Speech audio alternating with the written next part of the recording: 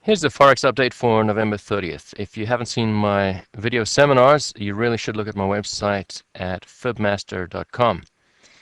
Looking at the Euro chart here, this is a daily chart. Obviously in a down move. My last update that mentioned the Euro told you that we're topping out near the top of the channel and could be well overbought. So it's moving down now towards support, which is exactly what we want to get long. This is a daily chart. Let's drop down to a 4-hour chart so we can see how that looks.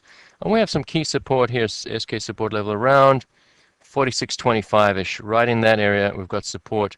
And that's important because it's also right near the lower supporting trend line, that upsloping blue trend line there. That'd be a great place to get long if the support does materialize. We don't want to anticipate it. We have to wait for them to materialize support. We have to see some rallies intraday on lower time frames before we can start buying that. There's also another support level a little lower down, and I'd put that around 44.50 or so, maybe slightly lower, 44.25. Anyway, those two are really key support levels. The first one would be great for trading long. The second one would be acceptable. But below that, I would be really cautious about going long. We'd be looking at shorting territory at that point.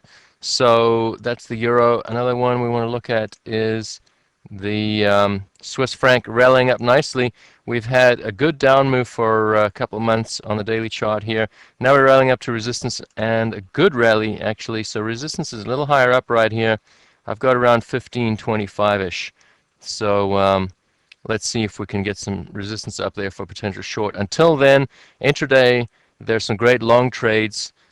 Just watch out as we head up to these resistance levels, and the key one that I'm worried about is up at 15.25 for the bulls. Might be a good place to consider some profit taking. The other chart is the Canadian dollar. I updated this a little while ago. Took out that lower resistance level around 97.25-ish. And ever since then, it's just clawing its way up, not rallying really. Some back and fill. This is a daily chart, just clawing its way up, trying to get up to the next higher resistance level, up around 0175-ish, or yeah, 0135, 0175 in that area. So resistance up there would be great for a short entry. If we can get a move up to there and then show a decisive move down, would be excellent shorting territory. On the other hand, because it doesn't have much momentum, if it can't make its way all the way up there, we could consider shorting as long as we get a decisive move to the downside. Let's look at a 4-hour chart here, and you can see how it's working its way up with ever increasing higher swing highs and higher swing lows. Here, I'll put an upsloping channel in here for you. If we break that pattern of higher swing highs and higher swing lows, then we can consider shorting rallies. But until then, the bias is to the upside, but I have to say it's not a strong bias. It's really just struggling to get up there, so not much momentum. Anyway, 3 charts updated for you today. I hope you all have a great weekend.